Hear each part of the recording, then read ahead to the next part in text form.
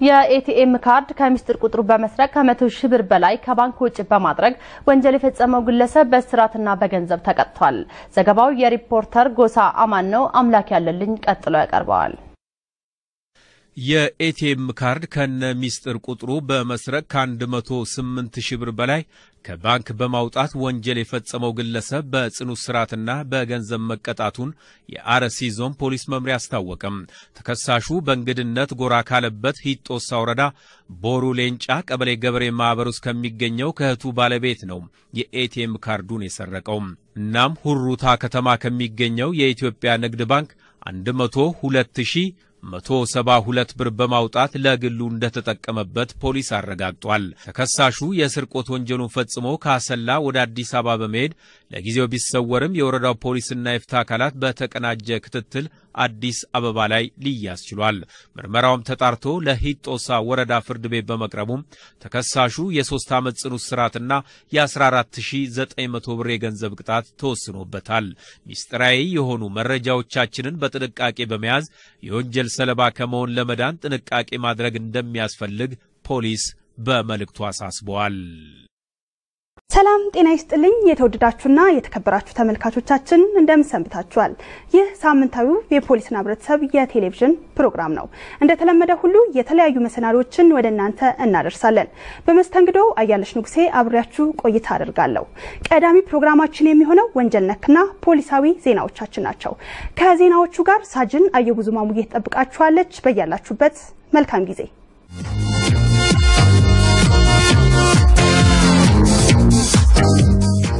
ሰላም ጤና ይስጥልን የተከበራችሁ ተመልካቾቻችን እንደምን አርፍዳችኋል? ከእለቱ ፖሊሳዊና ወንጀል ነክ ዜናዎች ጋር ሳጅን አየጉዙ ማሙዬ ነኝ። የኢትዮጵያ ኢንተርፖል ሽብርተኝነትን ለመከላከል የሚያስችል ስልጠና ለባለሙያዎች እየሰጠ መሆኑን ገለጸ። ዘገባው የሃይማኖት አንማው ነው። አምላክ ያለልኝ ቀጥሎ ያቀርባል። ሽብርተኝነት የወቅቱ የዓለማችን ስጋት ነው። የአንድን ግለሰብ ወይም ቡድን ፍላጎትና ዓላማ በሌሎች ላይ በኃይል ለመጫን የሚደረግ እንቅስቃሴ እንደሆነ የሚነገርለት ሽብርተኝነት በበርካታ ምክንያቶች እየታጀበ መፈጸም ከጀመረበት ጊዜ አንስቶ የዓለማችን ፈተና ሆኖ ዘልቋል። በምስራቅ አፍሪካ ሽብርተኝነትን በመዋጋት ቀዳሚውን ስፍራ የያዘችው ኢትዮጵያ በኢንተርፖል አማካኝነት ከፌደራል ፖሊስ ኮሚሽን ከፌደራል አቃቤ ሕግና ከአዲስ አበባ ፖሊስ ኮሚሽን የተጣጡ አባላትን ሰሞኑን ስለ ሽብርተኝነት ምንነት ምርመራና የሽብርተኞችን ቃል አቀባበል በተመለከተ ለ2 ሳምንት የሚቆይ ስልጠና እየሰጠ ይገኛል። ስልጠናውን በመስጠት ላይ ያሉት ከደቡብ አፍሪካ የመጡት ዊሊያም ኤልስ በስልጠናው ንድፈ ሐሳብና ተግባር ላይ ያተኮረ ስልጠና እንደሚሰጥ ገልጸዋል።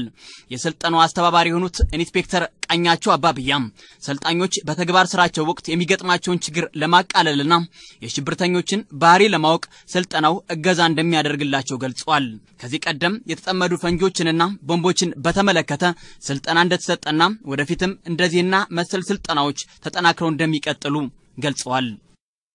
በህገወጥ ሁኔታ ከምስራቅ ሸዋ ዞን ወደ አዲስ አበባ ሊገባ የነበረው 146 ኩንታል ቡና በፌደራል ፖሊስ ወንጀል መከላከል አባላት በቁጥጥር ስር ውሏል። ዘገባው የፌደራል ፖሊስ ወንጀል መከላከል ኦዲዮ ቪዥዋል ነው። ሉልሻ ንጉሴ ቀጥሎ ያቀርባል። በህገወጥ ሁኔታ ወደ አዲስ አበባ ሊገባ የነበረ 146 ኩንታል ቡና በፌደራል ፖሊስ ወንጀል መከላከል አባላት በቁጥጥር ስር መዋሉ ተገለጸ። 146 ኩንታሉ ቡና በኤፍኤስአር መኪና ኬላ አልፎ ወደ አዲስ አበባ ለመግባት ቢሞክርም ከህብረተሰቡ ለፌደራል ፖሊስ ጸጥታና ህግ ማስከበር ዳይሬክቶሬት ለቀጠና 2 ሻለቃ 1 አባላት በደረሰ ጥቆማ መሰረት ነው በክትትል ሊያዝ የቻለው። ስለ ጉዳዩ ማብራሪያ የሰጡት ረዳት ኢንስፔክተር ሰይድ ሙሄ ህብረተሰቡ ከጸጥታ አካላት ጋር ጥምረት ፈጥሮ በመስራቱ ህገወጥ እንቅስቃሴዎችን መከላከል ተችሏል ብለዋል። የኮንትሮባንድ ንግድ ህጋዊውን የንግድ ስርዓት የሚጎዳና የሀገርን ኢኮኖሚ የሚያቀጭጭ በመሆኑ ወንጀሉን በጋራ መከላከል እንደሚገባም ተጠቁሟል። ድርጊቱን ፈጽመዋል ተብለው የተጠረጠሩ ግለሰቦችም ጉዳያቸው በህግ እየተጣራ ይገኛል። ከቅርብ ጊዜ ወዲህ ህፃናትን በማገት ከቤተሰቦቻቸው ብዙ ሺህ ብሮችን በመጠየቅ የወንጀል ድርጊቶችን የሚፈጽሙ ግለሰቦች እየተስተዋሉ ይገኛሉ። ከምስራቅ ሐረርጌ ዞን ሪፖርተራችን ስዩም ደገፋ ከዚህ ጋር በተያያዘ ያደረሰን ዘገባ አለ፣ እንደሚከተለው አሰናድተናል።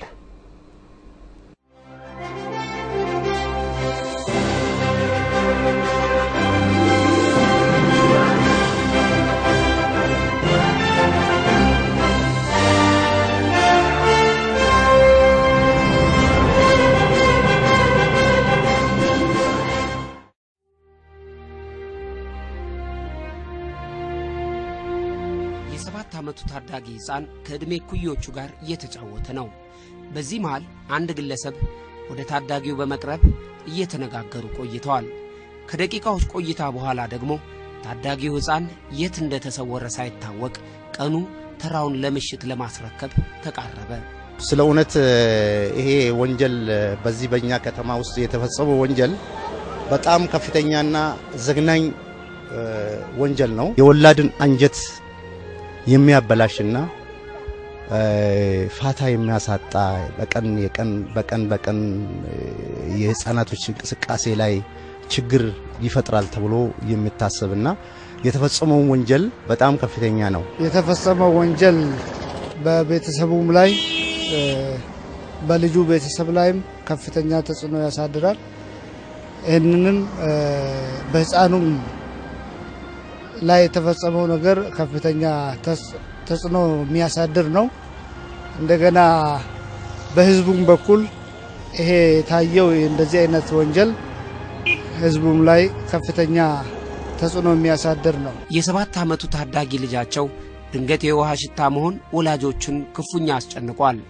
የታዳጊ ወላጆች ፖሊስ ጣቢያ ቀርበው ስለ ልጃቸው ድንገት መሰወር ለፖሊስ ሪፖርት አደረጉ። በቤተሰብ እዚህ ጋር መጥቶ እኛን ሪፖርት አደረጉብን። ከዛ ተነስተን ነው ልጁን መከተል ጀመርነውና ሰውየው ወንጀለኛ መከተል ጀመርነው። ታዳጊውን ሕፃን ለማግኘት የአወዳይ ከተማ መስተዳድር ፖሊስ የክትትልና የምርመራ ቡድን ፍለጋውን ቀጠለ። ቀጥታ ሚደጋ ቶላ የምትባል ወረዳ ይዞ ሄዳ በመኪና አሳፍሮት ከዛ ሚደጋ ቶላ ወደ ከምስራቅ ሐረርጌ ዞን ሚደጋ ቶላ ወደ 56 ኪሎ ሜትር ናት። ከዛ በታች ደግሞ ወደ 30 ኪሎ ሜትር ገጠር ነጋ ሚደጋ የምትባል አላ አካባቢ ወስዶ እዛ ይደብቀዋል ይሶዬ ማለት ነው። የአጋቹ የሞባይል ስልክ ቁጥር እጃቸው ላይ የገባው የታዳጊ ወላጅ እናት ወደ ልጃቸው አጋች ስልክ ደወሉ። ከወዲያኛው ጫፍ ላይ የሰሙት ድምጽ ቀጭን ትዕዛዝ አስተላለፈ። 200 ሺህ ብር ካልተሰጠው ልጃቸውን ለአደጋ እንደሚያጋልጠው አስረግጦ ተናገረ። እድሜው ገና ለ7 ዓመት የሆነ ሕፃን ከዚህ ሰርቆ ከቤተሰብ ስር ሰርቆ ሚደጋ ወረዳ ድረስ ወስደው በስልክ 200 ሺህ ብር አምጡ፣ 200 ሺህ ብር ካመጣችሁ ልጃችሁን ተወስዳላችሁ፣ ይሄንንም በባንክ ያስገቡ ብሎ የሚያስፈራራና እንግዲህ እንደራስ ሆኖ ማንኛውም ሰው እንደራስ ሆኖ ሲያስብ አንድ ወላጅ ልጁን አጥቶ በሞትና በሽረት መካከል ያለ ልጅ እንደገና ብር ሲጠየቅ ያውም ያን ብር ከፍሎ ለመውሰድም አቅም የሌለው እንደራሴ አርጌ ቢያሳስብ በጣም የሚያሳስብና በጣም የሚዘገንን ነው። ጸረ ማህበረሰብ የሆኑ ሰዎች አሉ። በተፈጥሮ በእድገታቸው ውስጥ ይሄን አሳድገው የመጡ ስብናን ከልጅነት ከጻንነት ጀምረ የምታሳድገው ነገር ነውና ይሄን አሳድገው በሚመጡበት ጊዜ እነዚህ ጸረ ማህበረሰቦች ምንድነው የሚያስደስታቸው? ሁሌ ወንጀል መስራት ነው የሚያስደስታቸው። የሰው የሌላው መብት ምንም አይመስላቸው፣ የሌላው ጉዳት ለነሱ ምንም አይመስላቸው። ስለዚህ በጣናት ላይ በሌሎች ላይ በቤተሰቦቻቸው ላይ በእንስሳት ላይ ከፍተኛ የሆነ ጉዳት ያደርሳሉ ማለት ነው። የአወዳይ ከተማ መስተዳድር ፖሊስ ጽፈት ቤት ፖሊሳዊ ትንተናዎችን እየቀመረ የ7 ዓመቱን ታዳጊ ሕፃን ያገተውን ተፈላጊ ግለሰብ ለመያዝ ዘርፈ ብዙ ጥረቶችን ማድረጉን ያዘ። ግለሰቡ ታዳጊውን ሕፃን ከአወዳይ ከተማ አታሎ ወደ ሚዳጋ ወረዳ በመውሰድ ለ4 ተከታታይ ቀናት ደብቆ እንዳቆየው ፖሊስ ገልጿል። ፔስታል ውስጥ ያለው የራሱ መታወቂያ የቀበሌ መታወቂያ ነበረ። እሱ ሐሳቡ ያለበት በዛን ሰዓት ያው ልጆቹ ላይ ስላለ ልጁን እንዴት ወስዶ እንደሚሄድ ስላሰበው ፔስታሉና እዛ ውስጥ የቀበሌው መታወቂያን እዛ ውስጥ ተወይዳል። ከዛ ልጁን አታለሎት ሲም ወከን ወይን ደግሞ ሲም ካርድ እንገዛለን ወይ 20 ብር ሰጣለሁ በሚለው ልጁን ይዞ ይወጣል። የፖሊስ የምርመራና የክትትል ቡድን አባላት የታዳጊውን ወላጅ እናት ይዞ ተፈላጊው ግለሰብ ብሩን ለመቀበል አለሁበት ወዳለው ስፍራ በመዝለቅ ግለሰቡን በፖሊሳዊ ጥበብ ከእጁ መዳፍ ውስጥ አስገብቶታል። ወንጀለኛውን አድራሻና ቦታ መከታተል ስላለብን ቀጥታ እዚህ አካባቢ የኛ ፖሊሶች አባልን በቡድን እዛ ጋር ሄዶ እንዲሄድ አደረግነው። ወደ ሚደጋ ቶላ የሚባል ወረዳ ላይ እዛ አካባቢ ፖሊሶችን ጋር ጥምር የአካባቢ ሚሊሻና የልቆንበር አካባቢ ያለው ልቆንበር ጋር ሆኖ ሰውየው ልጁን የደበቀበት ቦታና አካባቢ ይዞ ወደዚህ ማምጣት ተቻለ። ለአራት ተከታታይ ቀናት በር ተዘግቶበት የሰነበተው ታዳጊ ሕፃን በፖሊሶች ብርቱ ጥረት ከወላጆቹና ከጓደኞቹ ጋር ተቀላቅሏል። ለመሆኑ የዚህ መሰል የወንጀል ድርጊት የሚያስከትለው የስነ ልቦና ቀውስ ምን ድረስ ይሆን? የስነ ልቦና ችግሮች በሚፈጠሩበት ጊዜ ውጤቱ ምንድነው የሚሆነው? ልጆቹ ህፃናቶቹ በትምህርታቸው ላይ ከቤተሰብ ጋር ባላቸው ግንኙነት ላይ የፍቅር ግንኙነት አይችሉም። ፍቅር መስጠትም መቀበልም የማይችሉ ህፃናቶች ነው የሚሆኑት። ደስተኛ አለመሆን፣ ከሌሎች ጋር ያለ መጫወት፣ ጨለምተኝነት ስሜት ውስጥ ይኖራሉ። በጎ ነገሮችን አለማሰብ፣ ለራሳቸው ያላቸው ግምት ያነሰ በመሆን እና የወረደ አስተሳሰብ ለራሳቸው በመስጠት በጸጸት ውስጥና በጣም ትክክል ያልሆነ ህይወት ውስጥ ያልፋሉ።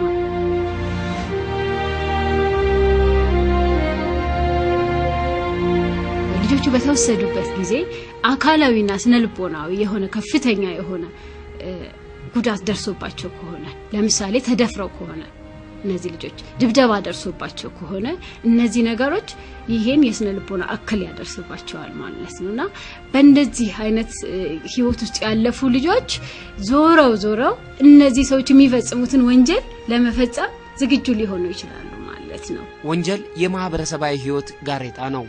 በማህበረሰብ ህይወት ውስጥ የሚያስከትለው ቀውስ መጠነ ሰፊ ነው። በተለይ ደግሞ በህፃናት ላይ የሚፈጸም የእገታ ወንጀል ጉዳቱ ዘርፈ ብዙ ነው። ካለው ሁኔታ ጋር ከነባራዊ ሁኔታ ጋር ራስን አጣጥሞ መኖር ማቃት። ምክንያቱም ከነበሩበት ህይወት ውስጥ ድንገት የወጡት እነዚህ ልጆች የሚሄዱበትን አያውቁም። ድንገት የሆነ ህይወት ውስጥ ስለሚገቡ ከዛ ህይወት ጋር ራሳቸውን አጣጥሞ መኖር ስለሚያቀታቸው ከፍተኛ የሆነ የስነ ልቦና ችግርና የአይምሮ መዛባት ሊደርስባቸው ይችላል። ከፍተኛ የሆነ ስትረስ፣ ጭንቀት፣ ውጥረትና ድብርት ውስጥ ስለሚገቡ በእነዚህ ምክንያት የሱስና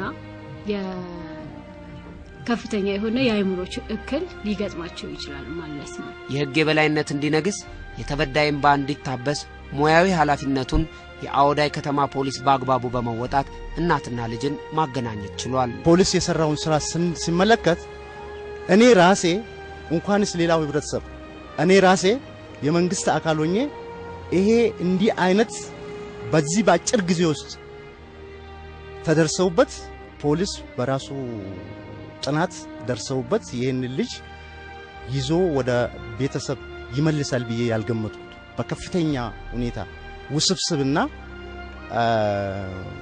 ከፍተኛ ኃይልና ጉልበት የሚጠይቅ ስራ ስለሆነ ይሄ በጣም የሚያስደንቅና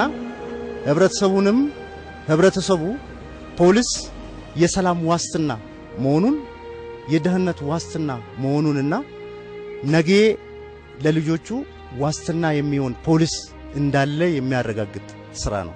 በጣም አኩሪ ስራ ብዬ ነው የምገምተው። የግለሰቡን ጉዳይ የተመለከተው የምስራቅ ሐረርጌ ዞን ከፍተኛ ፍርድ ቤት የ7 ዓመቱን ታዳጊ ሕፃን አግቶ ብር ይደራደር የነበረውን ወንጀለኛ ግንቦት 18 ቀን 2009 ዓ.ም በዋለው ችሎት በ9 ዓመት ጽኑ እስራት እንዲቀጣ ወስኖበታል።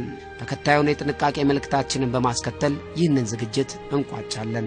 እንደዚህ አይነት ጥቃቶች አሁን በብዛት እየደረሱ ነው ያሉትና እኛ ምን እየሆንን ስላለ ነው ይሄ እየደረሰ ያለው? ለልጆቻችን ምን አይነት ጥንቃቄ ነው ማድረግ ያለብን? ልጆቻችንን እንዴት ነው መጠበቅ ያለብን? አስተማሪዎች ከልጆች ጋር ምን አይነት ግንኙነት ሊኖራቸው ይገባል? ቤተሰብ ከልጆች ጋር ምን እያደረገ ነው? አሁን በብዛት አይተ ከሆነ ሶሻል ሚዲያውም የተለያዩ ኢንተርኔት ምንላቸው ሌሎች ነገሮች ምንላቸው ምንድነው ቴክኖሎጂው ራሱ እድገቱ ራሱ ቤተሰብና ልጆችን እየለየ ነው ያለው። ስለዚህ ቤተሰቡ ቦንዱ መጨመር መቻል አለበት። ከልጆቻችን ጋር ያለን ቁርኝት ከፍተኛ መሆን መቻል አለበት። ይሄንን ቁርኝት ይሄንን ቦንድ ባላሳደግንበት ጊዜ ልጆቻችን የት እንዳሉ የት እንደሄዱ ጣዋት የጠፋ ልጅ እኮ ማታ ሊታወቅ ይችላል፣ ቀድመም ላስደርስለት ይችላል። ስለዚህ እነዚህ ጥንቃቄዎች ቢደረጉ የተሻለ ነው።